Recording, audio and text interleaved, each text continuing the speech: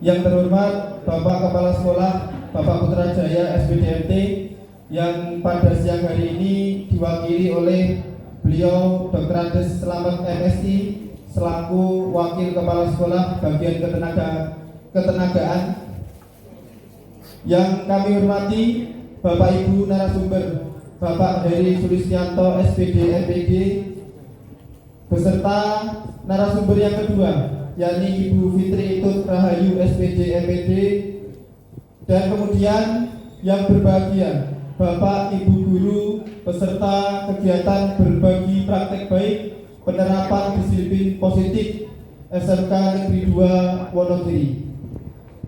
Assalamualaikum warahmatullahi wabarakatuh.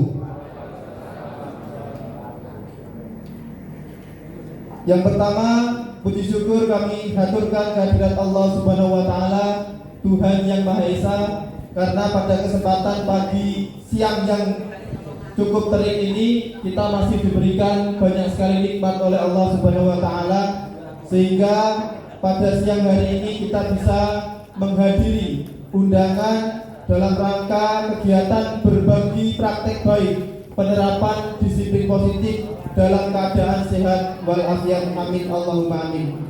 Yang kedua, kami mengucapkan selamat datang kepada Bapak Ibu peserta kegiatan berbagi praktek baik penerapan disiplin positif.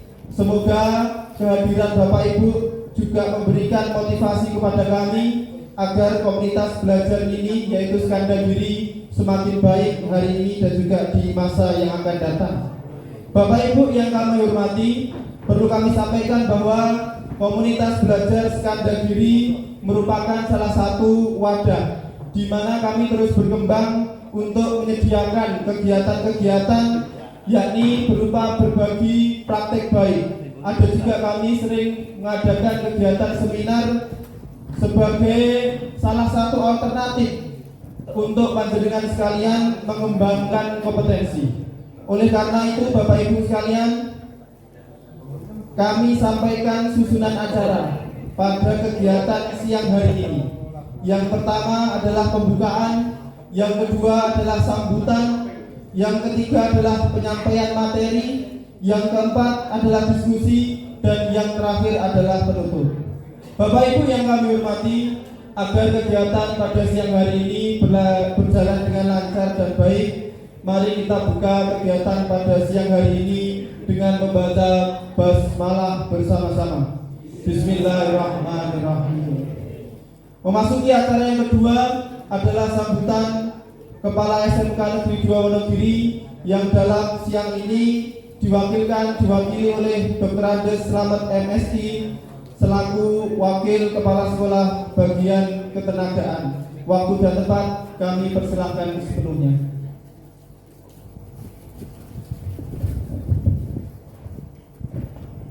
Bismillahirrahmanirrahim. Assalamualaikum warahmatullahi wabarakatuh. Yang hormati teman-teman dari Skandagiri, Komunitas Skandagiri, yang hormati Bapak Ibu Guru semuanya. Ini karyawan ini nggak ada Pak? Pak Putra tadi baru dapat Pak Bu.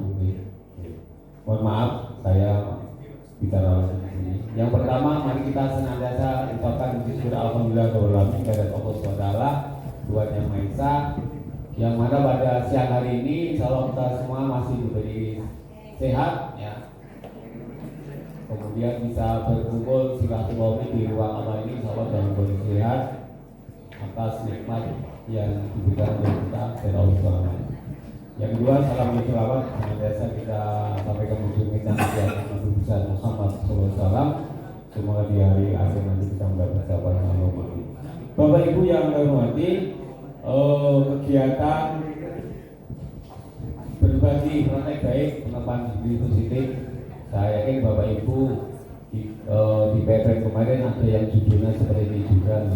Dan untuk itu pada kesempatan ini Kompes Skandagiri sudah melakukan kegiatan dengan beberapa agenda. Ini yang keempat katanya Pak. Yang keempat atau lima nih. Kalau sama yang kemarin ini yang kelima, karena saya sudah dapat sertifikat 3 perundungan sama ini berarti nanti 5 sertifikat kalau enggak begitu. Minimal pertama bisa membantu kita dalam rangka untuk memenuhi regulasi yang ada, yaitu PMN. Ya, PMN termasuk nanti di SKP-nya, karena PMN antara SKP itu nyambung ya, sehingga bukti hukumnya harus kita siapkan itu kita sudah dibantu. Yang kedua, Bapak Ibu guru bisa juga ikut di luar, apakah daring atau luring ya, banyak sekali ya. Nah, untuk itu pada kesempatan ini monggo untuk di dalam kegiatan ini diikuti dengan baik, karena suatu saat nanti akan masuk giliran Bapak Ibu semuanya, terutama yang muda nih, yang semua ini atau pensiun serah orang penting bagus. Yang muda-muda masih semangat ya, itu monggo tinggalkan. Dan kalau kita apa istilahnya? Nah, kita pendidikan hitungnya bisnis jadi enggak boleh. Tapi kalau kita punya ilmu kan bisa ditularkan, tidak lingkup Sekanda, bisa lingkup Wonogiri, bisa lingkup Surakarta. Nah, monggo. Sebenarnya Sekanda Giri bisa melakukan kegiatan-kegiatan yang memang dalam rangka meningkatkan kualitas kita tentunya. Yang kedua, kita menyampaikan ilmu pada orang lain. Ada beberapa lembaga swasta yang sudah bergerak, Pak. Bergerak. Ini informasi saja ya. Saya punya teman Pak Topik. Pak Topik itu di SMA Negeri 2 Karanganyar. Dulu sangat dengan istri saya di Undang Kecil SMA, kemudian dia pindah di SMA Negeri 2 Karanganyar. Dia mendirikan lembaga yang namanya itu Samilupator apa itu. Kebetulan apa? Mulanya ya diklat gitu loh, Pak. Diklat. Kemarin PM itu mengadakan daring selama 3 pertemuan. Ya. Pesanannya berapa? 1.000. Itu satu Indonesia bisa berapa? Nah, kalau kita melihat bisnis, ya dia memang harusnya berbisnis atau selain menyampaikan juga ada bisnisnya. 50.000 berapa? Sudah 50 juta loh. Nah, maksud saya kalau sekadar mau dikembangkan kerjaan ini di sana, kemudian monggo. Ya, kerjasama dengan siapa? Dengan pihak dinas pendidikan kabupaten. Sebenarnya tanda tangannya Bupati Kepala Dinas sekarangnya ya, Pak Ahmad Sawah, Pak Menteri Kesehatan. Nah, sekarang pensiun ya, sudah pensiun ya. Ya.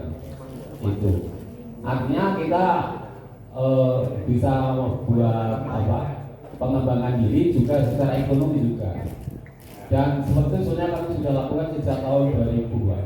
Tahun 2000 kami melakukan waktu itu di IKI kita kasarnya itu mulaannya itu baru itu Pak Munawir Yusuf, kemudian yang dari UNS banyak sekali ya, itu. Jika dari situ dulu yang paling keren itu AMT, Kewirausahaan Institut Motivasi Trainingnya. Dan misi di banyak hal UKM dengan untuk BUMN, kasus Al-Masapura Bunda. Monggo yang punya potensi masih muda-muda ini untuk bisa dikembangkan. Dengan harapan apa? Di samping nanti secara akademik kita secara pengetahuan nanti juga akan lebih meningkat.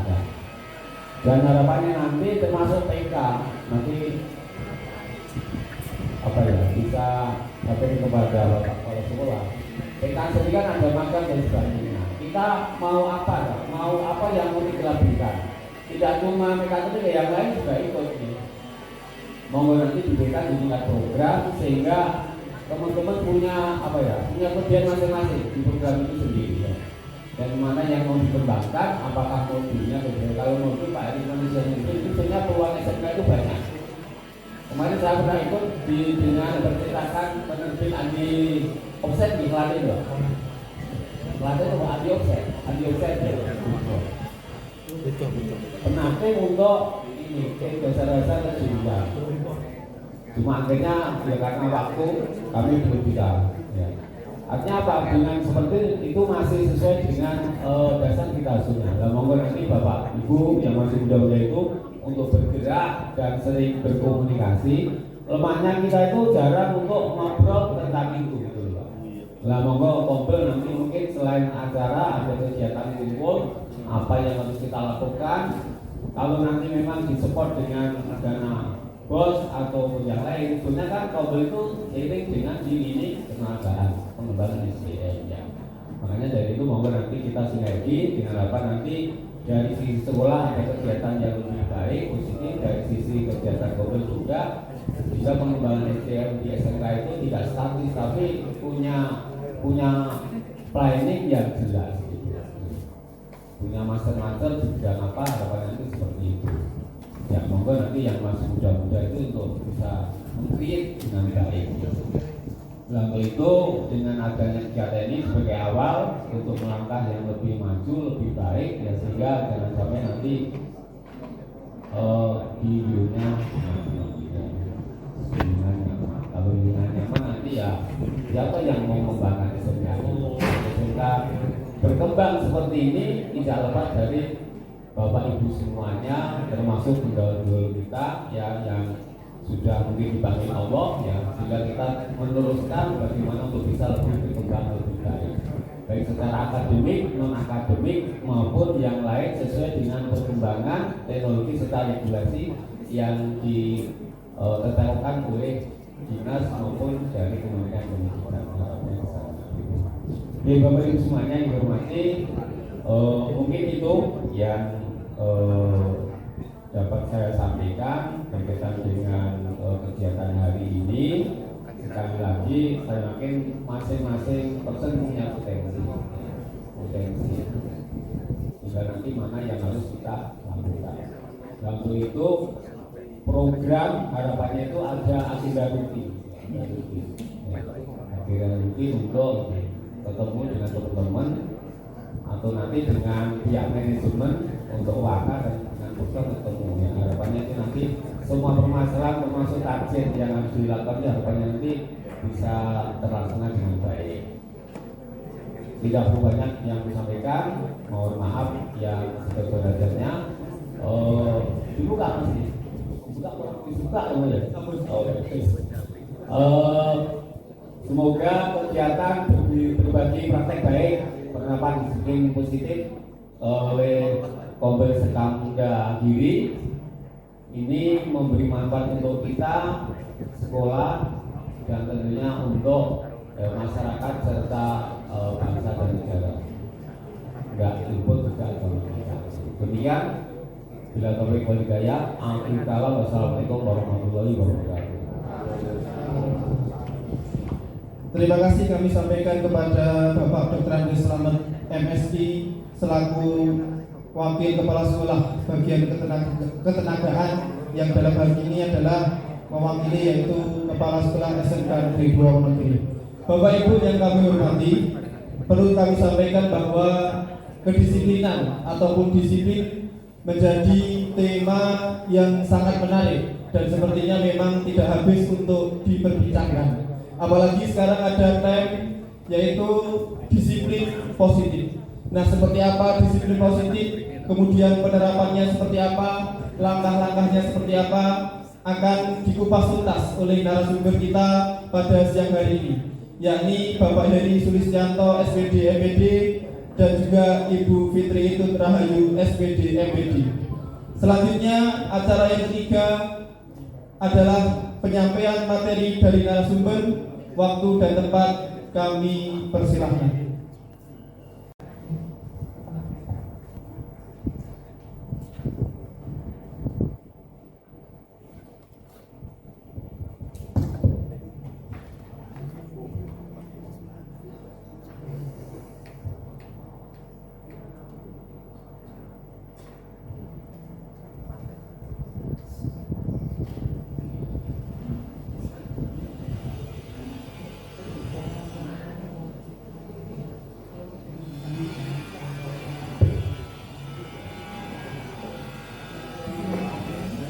Assalamualaikum warahmatullahi wabarakatuh.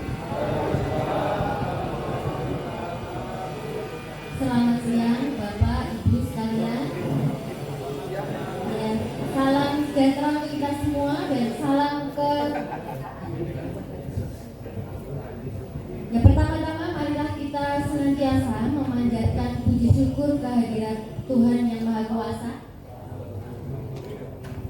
Allah Subhanahu wa Ta'ala, karena atas rahmat dan karunia-Nya kita masih senantiasa dilimpahi karunia kesempatan, kesehatan, juga keselamatan dan semangat yang kuat, sehingga pada siang hari ini kita masih dapat berkumpul dalam kegiatan berbagi praktik baik untuk penerapan disiplin positif. Mohon maaf Bapak Ibu, saya memberanikan diri berdiri di sini. Sebenarnya mungkin saya belum pantas, tapi saya berusaha untuk memberanikan diri karena ada tugas untuk mendesain, membagikan pengalaman dan juga sedikit pemahaman mengenai budaya positif, spesifikasinya ke disiplin positif. Tentu ini nanti akan istilahnya sama, tapi ketika praktiknya mungkin antara saya dengan Pak Heri mungkin nanti ada sedikit perbedaan dalam hal pengalaman, mungkin seperti itu. Dan mohon maaf, ini hanya untuk berbagi dan untuk sharing saja, begitu ya. Kemudian terima kasih karena telah berkenan untuk hadir, dan akan saya mulai dari yang pertama. Ya, jadi berbagi pemahaman dan pengalaman mengenai budaya positif. Sebenarnya saya sangat yakin dan kita semua sudah melakukan apa yang namanya budaya positif dan juga disiplin positif sejak dulu kala ya, pasti itu. Jadi meskipun ini zaman, ibarat kata zaman atau abad lalu, seabad yang lalu ataupun sekarang atau kedepannya, pasti ini sebenarnya sudah dilakukan dan akan selalu dilakukan. Namun ada beberapa hal yang mungkin harus sedikit kita sesuaikan dengan kodrat zaman dan juga kita sesuaikan dengan kodrat dari masing-masing peserta didik. Mengapa? Karena memang kita memiliki Bapak Pendidikan Nasional, yaitu Bapak Ki Hajar Dewantara, dan itu adalah salah satu dari pelopor yang tentunya akan selalu dan harus kita teladani. Jadi disiplin sudah kita lakukan, itu pasti dari dulu sampai sekarang, pasti sampai besok itu jelas. Namun yang pasti karena ada beberapa perubahan zaman, maka mungkin kita tidak bisa mengaplikasikan yang dulu kita lakukan untuk selamanya kita lakukan seperti itu. Begitu. Yang pertama adalah makna budaya positif. Budaya positif, sebenarnya budaya itu adalah sebuah kebiasaan yang sudah mengakar. Artinya kebiasaan itu sudah kuat banget gitu. Jadi sudah kuat itu artinya tanpa harus istilahnya kita setting lagi, kita sudah secara otomatis jadi itu aja gitu. Misal ketika harus pukul 7 masuk, maka sesuai dengan keyakinan atau kesepakatan dari sekolah ini, maka kita sudah harus berada di kelas seumpama seperti itu. Dan ini kalau sudah menjadi sebuah budaya positif, maka itu memang akan secara otomatis, ibarat kata ya kita akan melakukannya seperti itu. Jadi budaya positif, nilai-nilai dan kebiasaan-kebiasaan yang baik yang tentunya itu akan memiliki tujuan membentuk pribadi yang kritis, pribadi yang istilahnya penuh hormat dan bertanggung jawab bagi siapa? Bagi peserta didik kita. Nah, kalau istilah itu peserta didik atau anak didik atau murid atau siswa, ini kita anggap ya maksudnya sama gitu ya. Jadi sebenarnya itu adalah anak yang harus kita tuntun begitu.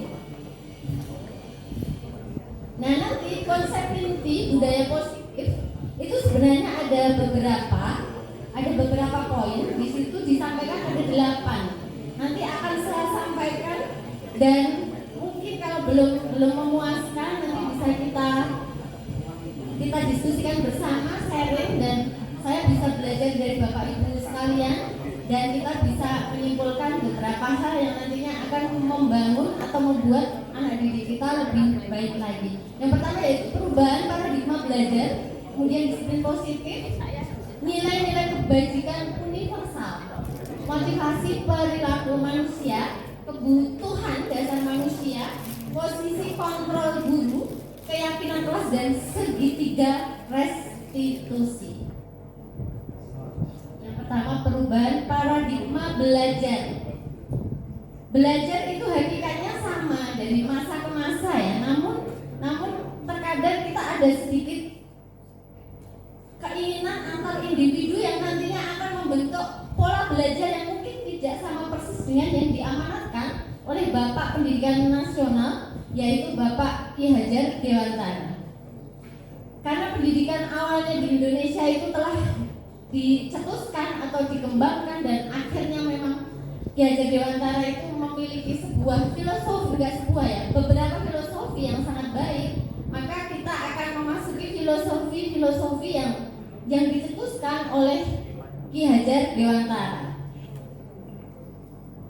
Yang terpenting dan utama, yang pertama adalah pendidik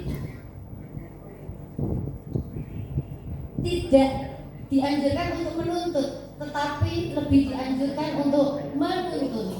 Mengapa? Karena kalau menuntut itu nanti akan menjadi sebuah beban bagi siapa? Mungkin kalau saya sebagai pendidik, saya menuntut peserta didik saya menjadi beban ketika tuntutan saya terhadap peserta didik saya itu tidak tercapai, dan artinya saya kayak sebel gitu, atau mungkin siswanya juga kayak nggak nyaman sama saya, seperti itu.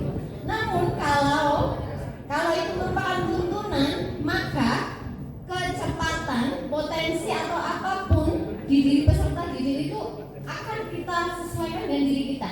Artinya memang kita yang harusnya ngomong gitu ya. Dan ini memang proses dari saya, mohon maaf, saya di depan peserta didik sudah jelas saya adalah salah satu tokoh antagonis, karena memang tidak disukai oleh anak didik saya sadar benar. Dari 2010 saya di sini, saya tahu benar bahwa saya tidak menjadi sosok yang bisa menuntun, tapi saat itu saya menjadi sosok yang menuntut. Nah, untuk saat ini, beberapa bulan kemarin saya menjadi sadar bahwa oh ternyata seperti ini ya, oh begini ya. Dan saya ada pengalaman itu benar terjadi pada beberapa peserta didik yang awalnya saya tuntut, kemudian saya tuntut, dan ada perbedaannya. Ini nyata terjadi dan ada siswanya, tapi nggak saya sebut secara full namanya nanti ya. Kalau itu. Nah, tugas guru menuntut bakat tersebut. Mengapa? Karena antara peserta didik satu dengan yang lainnya itu pasti bawaannya beda-beda. Bawaannya beda-beda. Udah membawa sesuatu, tetapi tentunya nggak sama persis.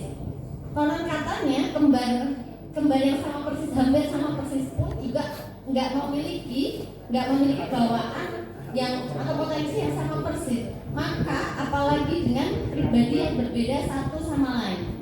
Sehingga memang tidak ada standar yang harusnya rata gitu, enggak, tetapi memang kita berusaha mengikuti kecepatan potensi dari peserta didik.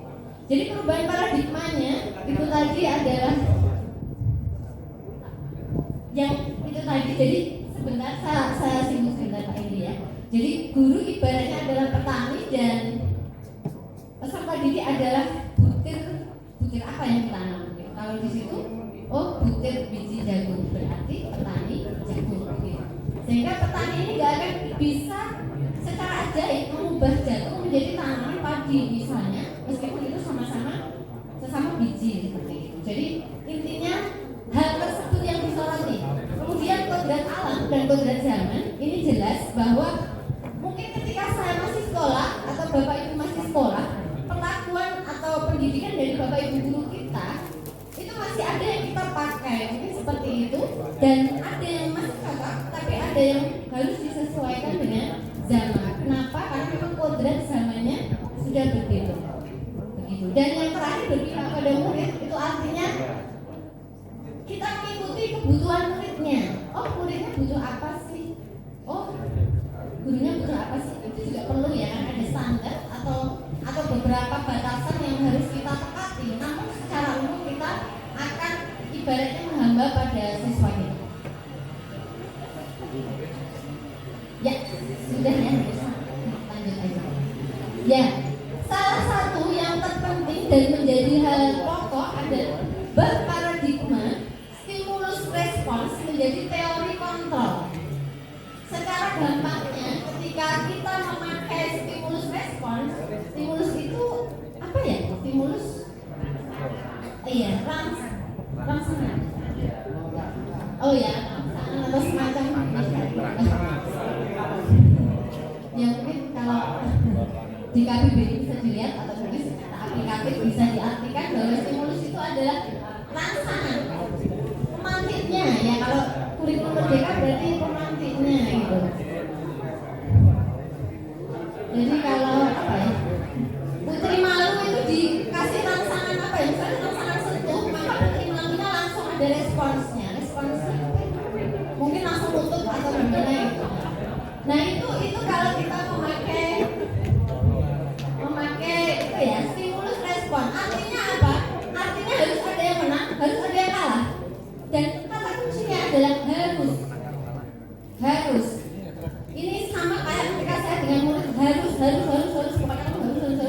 Saya pernah mengalami ini dan saya memang senang sekali saat itu, tapi saat ini tidak terlalu seperti itu. Saya akan berubah menjadi ke yang berikut, yaitu teori kontrol. Teori kontrol ini nanti tidak menang kalah, tetapi win-win solution begitu. Jadi ada solusi yang tengah-tengah antara peserta didiknya dan pendidiknya. Jadi seperti itu, nanti ada videonya, video saya dengan salah satu murid saya.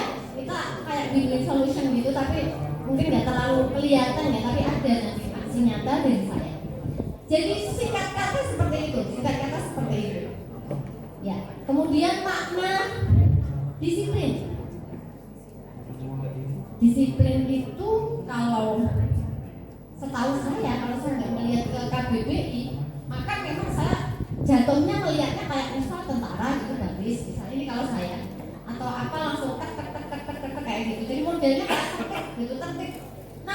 Namun kebanyakan, tidak selalu Bapak Ibu Guru, kebanyakan itu menimbulkan semacam rasa yang enggak terlalu nyaman, tapi tidak semua. Karena ada tipe orang tertentu yang memang pengennya tek dan pengen kayak baris cepet kayak gini kayak gitu. Ada yang seperti itu. Tapi secara umum kalau disiplin yang seperti itu maka istilahnya secara umum kata itu menimbulkan rasa yang enggak nyaman. Nah, maka saat ini ada yang namanya disiplin positif. Kita sesuaikan dengan bahwa disiplin itu pakai rasa nyaman juga bisa. Nyaman, kata kuncinya nyaman. Tapi ada sebuah konsensus, kesepakatan antara beberapa pihak yang tentunya itu memang berkaitan. Misal anak didik dengan ibu atau ayah didiknya, seperti itu. Berikutnya, ketika disiplin ini kita spesifikkan ke disiplin yang positif, seperti yang terpampang di layar. Jadi disiplin positif itu yang seperti itu ya. Oh iya, bagaimana sih merdeka itu yang seperti apa? Kalau kita kaitkan dengan kurikulum merdeka, kadang anak-anak itu udah punya kurikulum merdeka. Saya mikirnya oh iya juga ya. Ya udah ya nggak apa-apa. Anda kayak gitu nggak apa-apa kali ya. Saya seperti itu saat itu karena saya belum terlalu paham.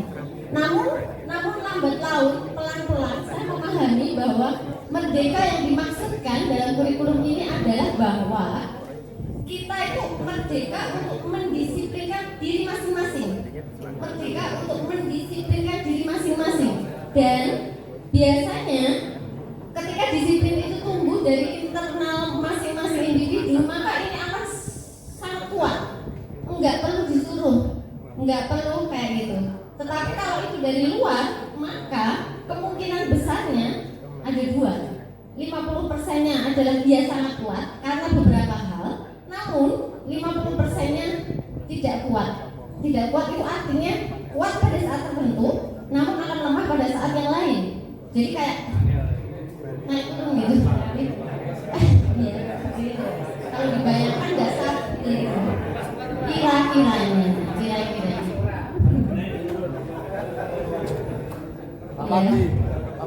Disiplin positif seperti itu. Jadi arahnya merdeka itu artinya self disiplin, memerdekakan diri untuk mendisiplinkan diri masing-masing, dan memang itu yang kita butuhkan, kontrol diri sendiri. Bahkan guru yang paling otoriter pun ibaratnya tidak akan mampu mendisiplinkan peserta didik secara permanen bila, jadi ada syarat-syarat tertentunya memang tidak saya karena itu sangat aplikatif. Lalu kenapa ya harus ada disiplin seperti itu? Sebenarnya apa yang akan dituju? Nah, yang akan dituju sebenarnya adalah satu, nilai.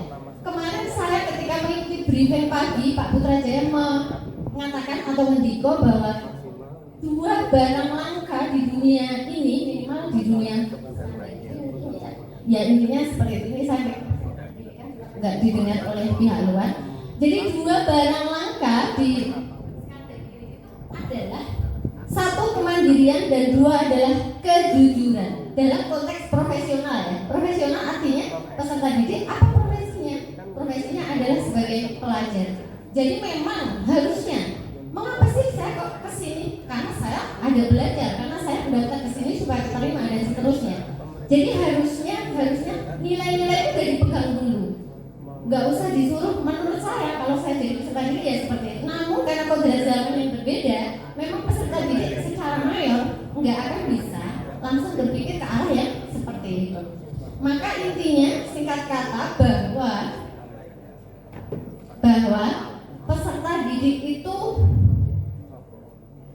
diharapkan, tidak diharuskan, diharapkan menerapkan disiplin positif dengan kontrol tertentu dengan tujuan dapat mencapai nilai-nilai yang salah duanya sudah dihentikannya sama Pak Putra, yaitu kemandirian dan kejujuran.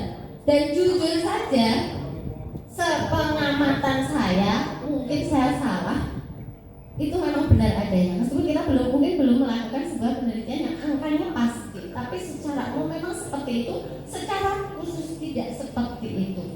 Jadi intinya apa sih nanti disiplin positif yang akan kita bidik lah, targetnya apa sih, tujuannya apa? Oh, salah satunya adalah nilai-nilai kebajikan universal. Kalau dalam P5 itu biasanya ada istilahnya beberapa hal yang akan dicapai dari kegiatan-kegiatan P5 itu, maka di sini juga ya sama. Namun nanti bisa dipecah-pecah menjadi hal-hal yang lebih kecil, nilai yang lebih kecil. Namun tidak berarti yang kecil itu kuat. Yang kecil bisa lebih kuat daripada yang besar, bisa saja. Seperti itu. Nah, tadi dihubungkan dengan ketika saya menyampaikan yang dari dalam itu lebih kuat dan dari luar itu cenderung nggak kuat. Contohnya yang seperti ini.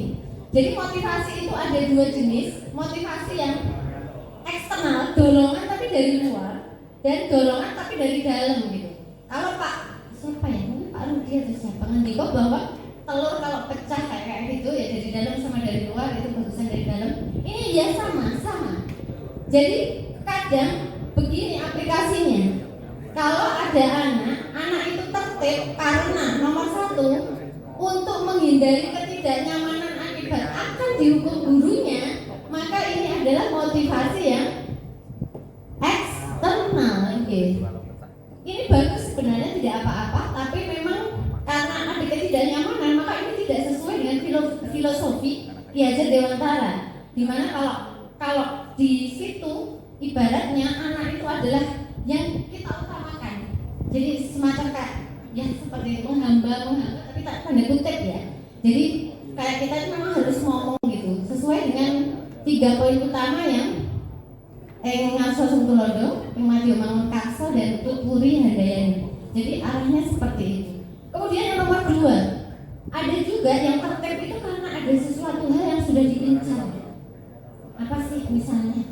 Oh, pengen dapat imbalan gitu, pengen dapat imbalan dari gurunya. Oh, pengen disenangi sama temennya mungkin ya sudah ditarget itu kayaknya senang kalau lihat orang tertib gitu. Terus dia berusaha tertib. Ini bisa saja itu dari luar, dari sifatnya juga tidak permanen. Kemudian yang dari dalam, maka yang ketiga tadi motivasi internal yang seperti apa?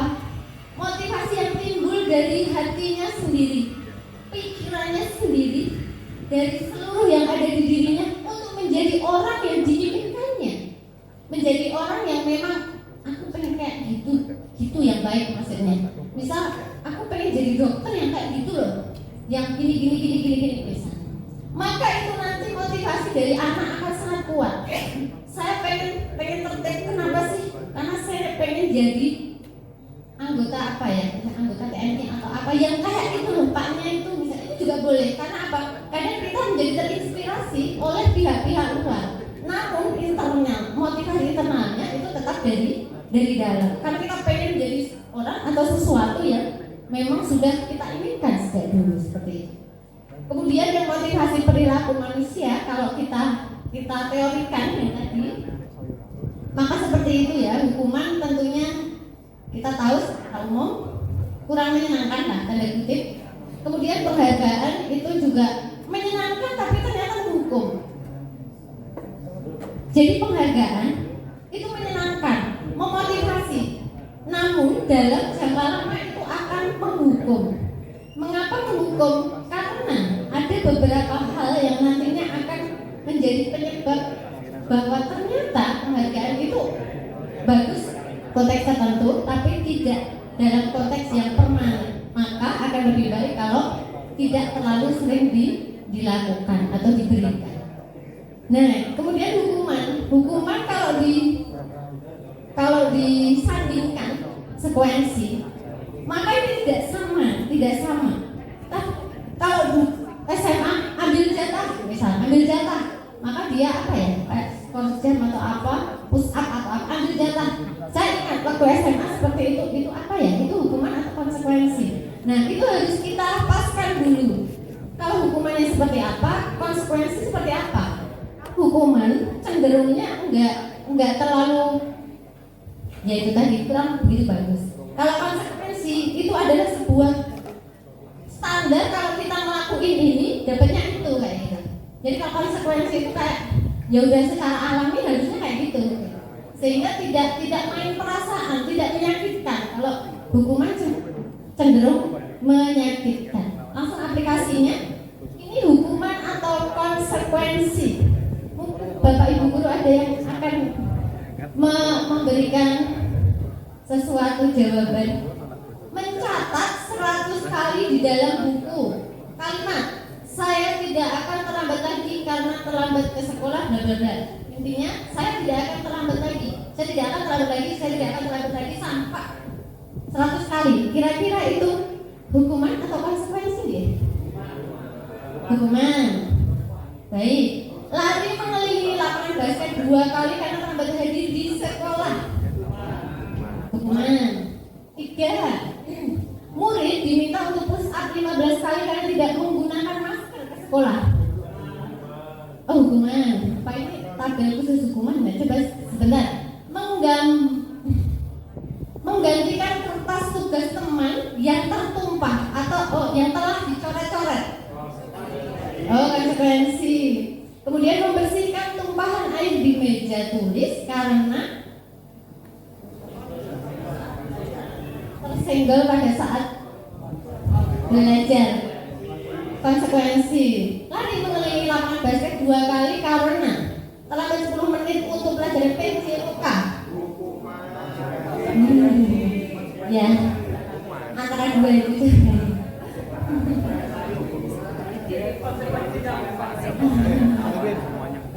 Ya, jadi seperti ini. Iya, ini kunci, ibaratnya kunci jawaban. Kenapa yang terakhir itu adalah konsekuensi, padahal seolah-olah kayak hukuman. Kata kuncinya di PJOK-nya itu termasuk salah satu kuncinya adalah PJOK-nya. Jadi memang kalau PJOK itu harus pemanasan.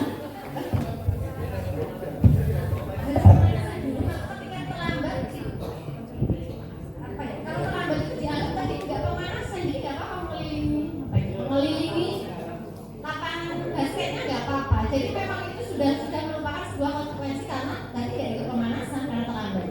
Maka itu adalah sebuah konsekuensi. Begitu ya.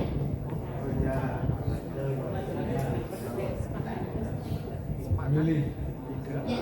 Jadi ringkas kata bahwa hukuman dan konsekuensi seperti itu untuk teorinya, namun ketika diaplikasikan ya memang seperti itu. Jadi kalau konsekuensi itu memang harus terjadi karena ya itu tadi alami dan memang sudah standar kenyataan seperti itu, tidak karena hal yang lain. Namun kalau hukuman itu memang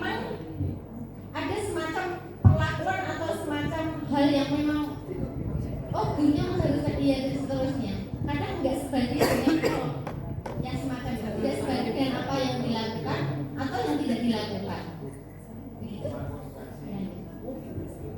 Nah, masih ada yang satu yang paling istilahnya paling kompleks. Namanya restitusi.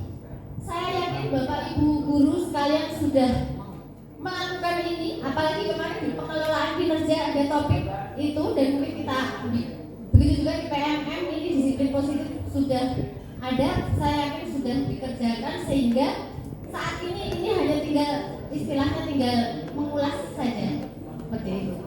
Jadi untuk restitusi seperti yang tadi saya katakan bahwa restitusi itu adalah nantinya ada win-win solution atau ada saya dapat setengah, dia dapat setengah. Kalau saya muridnya maka beliau dapat setengah. Kenapa? Karena kita ada pembicaraan baik-baik saja dan kita akan saling istilahnya kayak sharing gitu ya, kayak slow gitu.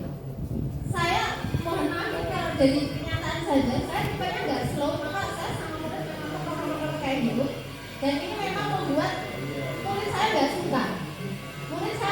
Maka ketika saya menggunakan restitusi ini cenderungnya nggak tahu pas ketika atau gimana, kayak anak cenderung lebih agak suka ya. Jadi memang lebih nyaman, sehingga mereka malah mau tertib dan nggak usah saya kejar-kejar gitu istilahnya seperti itu.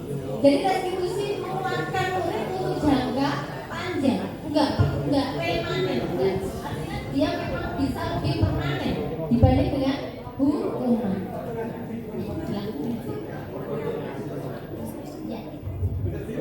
Sehingga Pak Anto mungkin pernah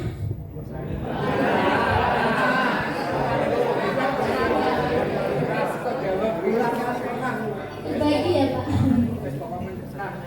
Mungkin kalau terusnya tuh ya TKS ya, mungkin dosen atau siapa. Oh saya sebut seseorang. Malah murid yang ada di TKS gitu mungkin kalau ada pengalaman bisa berbagi ke sana. Mungkin seperti itu. Jadi restitusi yang tadi saya sebut di awal dan tadi sudah saya sebut kembali, itu sebenarnya ada sebuah proses atau prosedur, nanti ada semacam segitiga, nanti akhirnya segitiga adalah Pak Heri nanti yang akan mungkin lebih memantapkan mengenai segitiga itu. Jadi saya secara umum bahwa segitiga restitusi itu ada sebuah prosedur atau pola yang kita lakukan bersama anak didik kita. Tujuannya apa? Tujuannya pasti untuk kebaikan mereka bisa apa-apa, salah satunya adalah tertib, namun dalam keadaan yang dia juga menang tanda kutip, gurunya juga menang tanda kutip, artinya semuanya sama-sama menang dan senang. Jadi menang dan senang ini menjadi sebuah kata kunci yang mungkin akan membuat anak-anak suka seperti itu.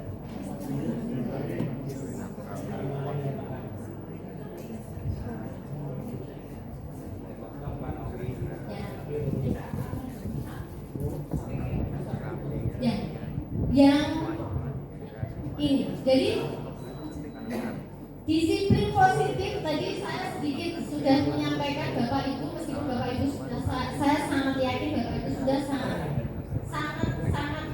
mahir dan saya mungkin hanya nggak seberapa, mohon maaf saya menyampaikan. Nah sekarang saya akan membagikan sedikit mengenai berbagi praktik mengenai penyusunan keyakinan kelas, berbagi praktik mengenai penyusunan keyakinan kelas atau kesepakatan kelas di sebuah kelas yang salah satu yang saya ambil. Jadi itu saya dokumentasikan dan akhirnya mereka juga lebih senangnya begini. Jadi poin-poin dalam kesepakatan atau keyakinan kelas itu memang dikeluarkan dulu. Artinya anak-anak pengennya kelas seperti apa? Oh seperti ini. Oh ya baik. Lalu kita punya poin seperti ini. Kira-kira setuju nggak? Oh setuju Bu. Oh enggak. Tapi saya memang benar-benar udah nyari paling bawah. Artinya kalau nggak siap nggak usah pakai poin itu atau kita revisi. Contoh yang direvisi adalah misal ada poin 1. Tepat waktu dalam setiap kegiatan kelas misal. Saya sudah menawarkan anak-anak ini yakin lagi ini keyakinan kelasnya poin ini. Iya Bu, beneran nih. Gimana? Ya udah, nggak usah seperti itu nggak apa-apa. Kan saya mengamalkan. Nah terus seperti apa? Berusaha. Jadi ada kata-kata yang mengarah ke proses. Kita sudah sepakati bersama bahwa berusaha selalu tepat waktu. dalam setiap kegiatan di kelas. Nah, maka ketika mereka agak gagal, mereka juga enggak tertekan atau terbebani. Jadi memang pakai kata-katanya atau kalimatnya itu sudah saya buat supaya anak itu nyaman. Namun ini bukan berarti membuat mereka bebas, tidak terus ya udah saya nggak usah aja kayak gitu, enggak. Mereka malah lebih termotivasi. Dan ini saya lakukan di kelas 11 teknik sepeda motor A, salah satu kelas yang saya ampu. Mungkin wali kelasnya ada di sini ya. Ya, terima kasih. Ya, terima kasih. Kelasnya saya ajak untuk berkeyakinan. Jadi membuat sebuah kesepakatan. Seperti itu. Jadi yang pertama menyusun keyakinan kelas tersebut. Kemudian kita berdiskusi oke atau enggak. Setelah itu kita rumuskan beneran. Lalu kita unggah di media sosial mereka. Kalau saya ada di blog kelas, saya memiliki sebuah blog kelas yang untuk literasi sekaligus. Kemudian setelah itu ya udah ada umpan balik. Kira-kira Anda bagaimana senang atau enggak, atau istilahnya Anda pengennya seperti apa? Saya taruh di umpan balik peserta didik seperti itu.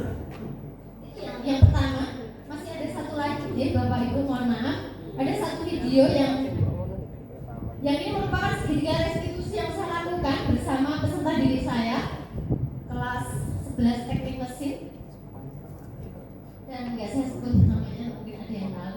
Silakan di-share dulu mungkin agak diperkeras sih.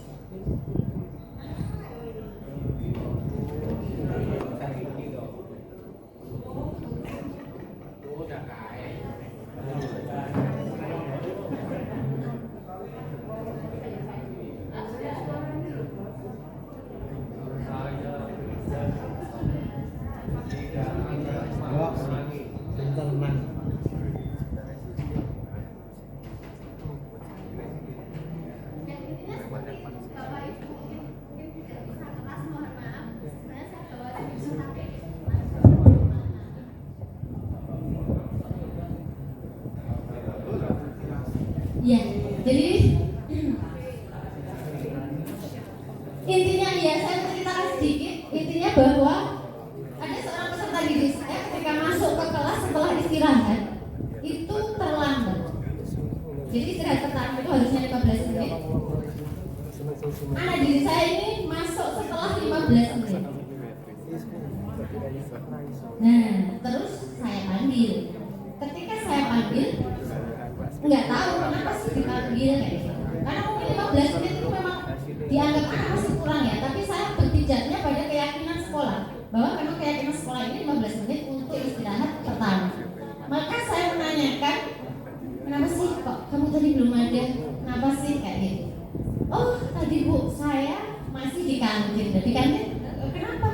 Di kantin kok nggak segera ke kelas? Intinya seperti itu. Terus murid saya tersebut menyatakan bahwa dia masih menghabiskan makanan karena tadi ketika keluar itu pukul 9 lebih 20 menit sehingga sudah terkurangi waktunya.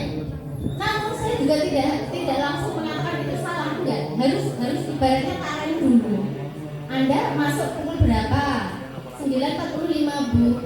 Kesepakatan atau keyakinan sekolah kita seperti apa? Iya Bu, durasi istirahat pertama itu adalah 15 menit. Oh berarti Anda terlambat ya kalau seperti itu? Iya Bu. Oh terlambat berapa ya? 15 menit mungkin sekitar itu. Iya Bu. Oke. Jadi seperti itu dulu. Tidak, saya berusaha untuk tidak langsung Anda terlambat atau Anda tahu sendiri Anda terlambat, enggak. Jadi memang sedikit diperhalus gitu dalam institusi seperti itu. Kemudian maka dia akan istilahnya mencari sendiri solusi atas keterlambatannya untuk kedepannya. Jadi ketika itu saya ingat bahwa anak tersebut mengatakan saya besok mau pengen jadi orang sukses loh kayak gitu. Saya mengatakannya Dek, Mas, bahwa kalau mau jadi orang sukses itu kan nggak langsung orang sukses enggak. Namun harus ada prosesnya dan itu mungkin proses yang kecil-kecil loh.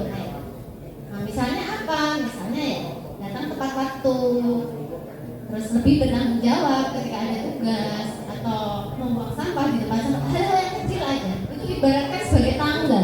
Tangga itu kalau menuju kesuksesan panjang kayak gini, langkah kecil Anda itu sedikit. maka ketika Anda mau naik ini melangkah agak susah. Namun kalau kalau tangga kecilnya ini, anak tangganya itu banyak, maka akan mempermudah Anda untuk naik kemana? Ke tangga ke sukses. Seperti itu. Intinya bahwa anak tersebut lebih menjadi sadar dan lebih menjadi tahu bahwa memang ya ini saya salah, nanti kedepannya saya mengusahakan untuk tidak seperti itu. Kayak gitu. Begitu kurang lebihnya pemaparan dari saya. Mohon maaf mungkin terlalu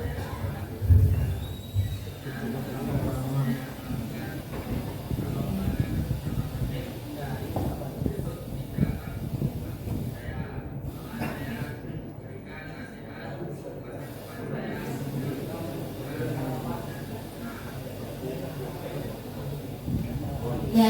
Intinya kalau ini murid saya yang merasakan perubahan di diri saya, jadi memang karena ini murid saya setahun yang lalu, maka dia tahu benar ketika saya jadi hakim sama nggak jadi hakim gitu. Jadi memang tahu saya sudah tidak berubah, akhirnya menuju ke semacam itu, semacam perubahan.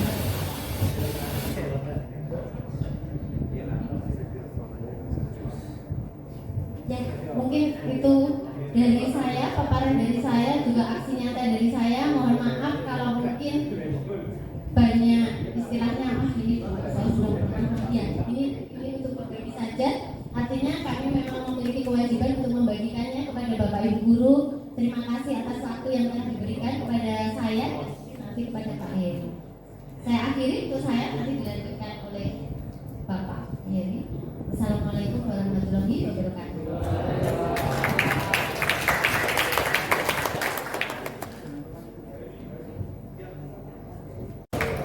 Baik Bapak Ibu yang kami hormati, demikianlah penyampaian materi dari dua narasumber kita, yaitu Bu Itut dan juga Pak Heri. Tibalah kita kepada mungkin ada pertanyaan dari Bapak Ibu, karena beberapa hal tadi menyinggung materi, mulai dari perubahan paradigma tentang belajar, kemudian tadi juga disampaikan oleh narasumber tentang bagaimana pembentukan keyakinan kelas, hingga yang terakhir adalah bagaimana kemudian pelaksanaan segitiga restitusi. Oleh karena itu Bapak Ibu, mungkin dari panjenengan sekalian ada beberapa pertanyaan-pertanyaan ataupun argumen-argumen yang ingin disampaikan. Kami persilahkan dua penanya. Monggo.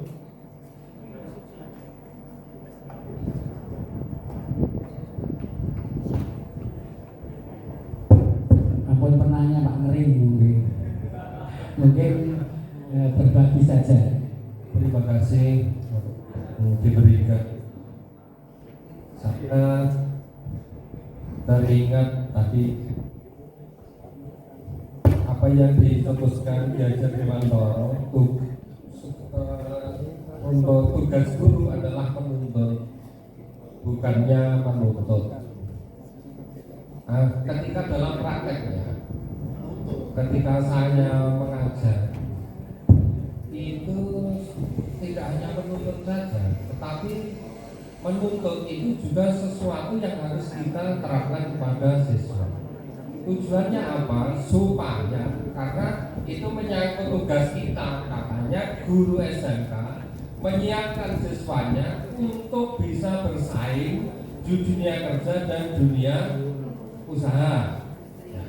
Padahal di dunia kerja, di perusahaan, terlambat 5 menit SP1, surat peringatan 1, 2 kali peringatan 2, yang ketiga itu sudah dikeluarkan. Nah, yang kedua, saat bekerja itu tidak boleh memegang HP, apalagi mendokumentasikan ruangan sekitar tempat kerja. Kemudian kedisiplinan yang lain, ketika harus berdiri 3 jam, harus 3 jam betul. Sehingga kadang-kadang kalau tidak menuntut, saya jangan-jangan siswa nanti terlalu dimanjakan sehingga lupa.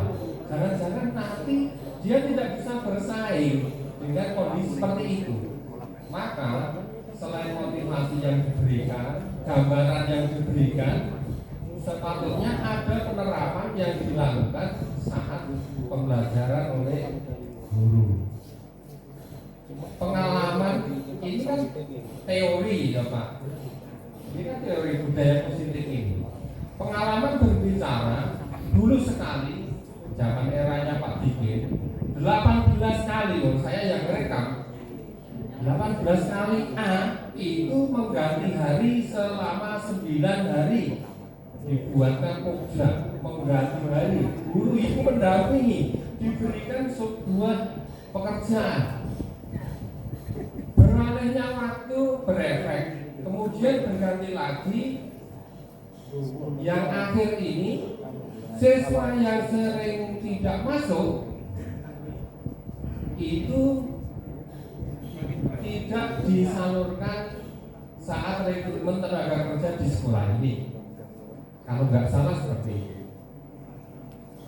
Yang terbaru, ya ini Pak Kepala memohon sebuah kebaikan dari rekan-rekan guru karena ini terakhir supaya bisa ditawarkan semua kondisi rapot dari untuk A, I maupun S semua posisi nol. Dari seperti itu banyak hal dalam prakteknya. Ini kan kalau saya juga sudah membuka PMM di segitiga restitusi. Tahapan manajerial seolah-olah ketika dia menerapkan itu sekali jadi langsung ada perubahan pada siswa. Padahal saya sendiri diundang dan menyaksikan ketika Bapak Ibu Guru BP beserta wali kelas, ketua program dihadirkan di ruang TU. Kamu sudah membuat surat pernyataan bermeterai berapa kali? 3 kali Pak. Bermeterai.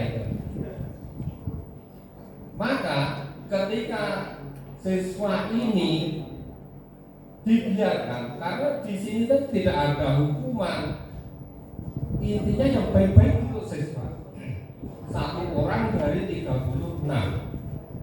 Kalau itu pembiaran tidak diminta untuk keluar, seolah-olah kita membiarkan virus ini menular pada temannya dan kenyataannya seperti itu. Siswa akhirnya ada yang 2 hari 3 hari juga tidak masuk. Nah berarti dalam prakteknya perlu mungkin katanya bukan hukuman tetapi diingatkan, menuntut guru itu menuntut siswa diingatkan dengan peraturan yang ada di sekolah. Misalnya tidak masuk 3 hari, kamu kok tidak masuk, ada aturan seperti ini dan itu harus ditaati.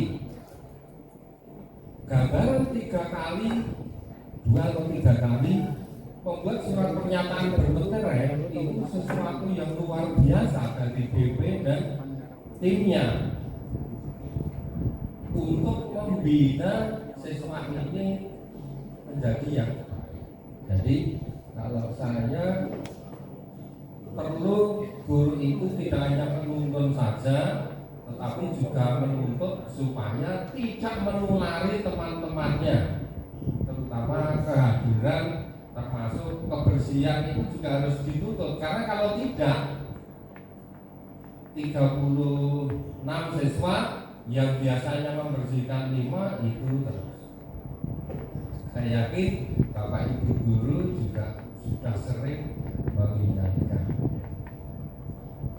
Nah, budaya positif tadi lawannya ada budaya menipu dari siswa. Ditanya, saya tidak masuk karena ini diklarifikasi sudah beda lagi. Maka siswa yang lain juga perlu kita lindungi dengan adanya mengingatkan peraturan, menuntut siswa untuk mematuhi peraturan sebagai wujud perlindungan pada siswa yang lain supaya tidak ikut-ikutan siswa tersebut. Demikian pendapat saya, mungkin banyak kekurangan, banyak negatifnya, saya mohon maaf. Wassalamualaikum warahmatullahi wabarakatuh. Terima kasih Pak Heru. Menanggapi yang ini. Menurut hemat kami mungkin Jadi menuntut itu adalah bagian dari menuntut mungkin Pak. Jadi dengan kita menuntut kamu tidak boleh terlambat, kamu tugasnya harus dipulaskan, itu adalah bagian dari menuntut mereka bahwasanya hal-hal yang kita lakukan sekarang, tuntutan-tuntutan yang kita lakukan sekarang itu adalah akan kita alami, akan sangat kita rasakan manakala kita sudah bekerja atau mungkin di dalam masyarakat. Jadi jalan tengahnya itu ya menuntut itu bagian dari proses kita menuntut. Kemudian tadi dikatakan Pak Heru banyak hal yang kontradiktif. Ya memang teori yang indah ini akan sangat berbeda dengan realitas. Jangankan kok setelah lulus, pada saat PKL saja mungkin mereka merasakan jumlahnya antara layanan di sekolah dengan layanan di Dudi. Jadi kita bahas sesuai itu kita beri satu apa yang indah ya restitusi tadi, tapi saya tidak yakin kalau di industri atau PKL mereka akan diperlakukan seindah itu. Maka pentingnya kita memberikan satu pemahaman tanggung jawab. Artinya apa yang kamu alami di sekolah ini dengan satu sistem pendidikan ini relevansinya ke dunia kerja atau setelah mereka lulus dari sekolah ini. Sehingga apa yang kita sampaikan dengan proses segitiga restitusi dan sebagainya tadi tidak diterima mentah oleh peserta didik. Bahwasanya ada karakter-karakter yang berbeda dalam proses merestitusi kita. Ngaten Pak Heru.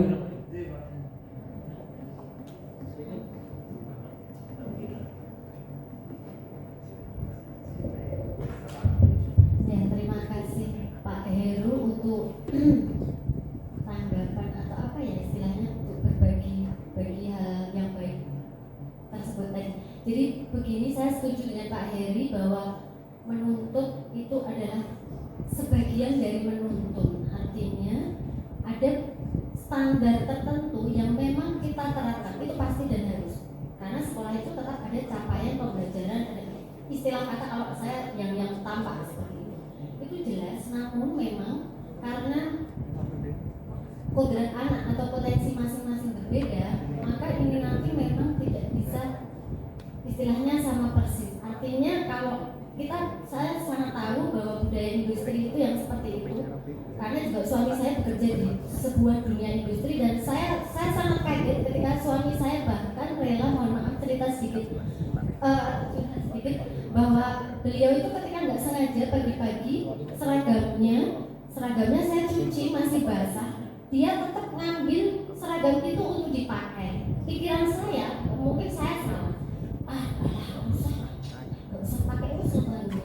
Saya seperti itu, tapi ternyata suami saya itu tetap memakai seragamnya, posisi basah. Memang basah kok dipakai? Nggak apa-apa, ini nanti sambil jalan tekan kolok garing lah. Karena di karangan ya sekitar 45 atau satu jam ya mungkin dengan Pak terkait adanya satu perusahaan atau satu Dudi ya Pak Iwan Buksi. Jadi intinya begini, ternyata seperti itu ya dunia industri. Saya cerita ke anak. Saya nggak nakut-nakuti, tapi saya tahu anak-anak bahwa memang suami saya bekerja. Jadi begini intinya adalah bahwa ketika kita menuntun itu juga dalam arti kita memberikan standar juga, ada tuntutan standar. Tapi artinya memang mungkin mohon maaf kalau pemahaman saya salah. Mungkin caranya lebih agak bergelombang gimana gitu, agak strict banget gitu. Mungkin seperti itu. Karena mungkin Pak Heru juga mungkin mendengar bahwa saya termasuk di TSM adalah salah satu guru yang kayak gitu. Sejak dulu ketika jadi wali kelas pun tidak ada yang menginginkan saya jadi wali kelasnya. Karena saya rela menunggu sampai siang malam untuk laporan PKL dan seterusnya. Saya sangat senang dan saya pengen banget anak saya gimana sih, kamu harus bagus, kamu harus kayak gitu. Namun itu ternyata ya itu memang akhirnya selesai. Oke, saya mau menuntut seperti itu, tapi itu di depan saya. Ketika di belakang saya mohon maaf belum tahu. Nah sekarang begini Pak Heri, saya setuju. Pak Heri saya juga sangat setuju. Tapi begini, saya juga merasa aneh juga. Saya mengalami baru saja. Jadi saya mengajar 3-4 kelas yang baru. Artinya baru itu sebelumnya diajar oleh guru yang lain, yaitu Bapak Gansar. Kemudian berpindah ke saya. Bisa dibayangkan mereka sangat merindukan guru yang Pak Gansar. Jadi yang nggak tersinggung ke orang benar juga. Istilahnya ya kamu kan sama kan saya nggak apa-apa saya nanti ntar mereka gitu. Karena sekarang ada bilang kenyataan dan nasibnya sama saya kan kayak itu ya. Iya, jadi begini-begininya adalah saya mengalami benar begini Pak Akhir. Saya di kelas 11 ke SMA, mohon maaf saya sebut waktu kelasnya. Ada satu peserta didik, saya 3 kali pertemuan, dia 3 kali selamat. Padahal saya sudah jelas di depan anak itu antar boleh banget dan saya ngitungin detiknya. Anda telat 1 detik, saya bakal istilah kata saya tahu sok gumus banget. Nah, awal-awal saya belum masuk ke sini, belum masuk ke pendidikan pembelajaran saat itu. Saya ngomong juga, kan hurufnya dari C itu namanya dari C. Kan gitu. Kamu tahu ini istilahnya seperti itu ya. Saya jadinya menghukum atau memantau sekitar itu. Tadi kalau di posisi kontrol dulu seperti itu. Saya agak marah juga merasa kan. Anak itu nggak mau lihat saya. Jadi dia malah semakin ibaratnya saya. Baik Bapak Ibu yang saya hormati, kita sudah berada di penghujung kegiatan pada siang hari ini. Oleh karena itu, mari kita tutup kegiatan pada sore hari ini dengan baca hamdalah bersama-sama. Alhamdulillah. Demikian banyak kurangnya dari kami mohon maaf. Akhir kalam, wassalamualaikum warahmatullahi wabarakatuh.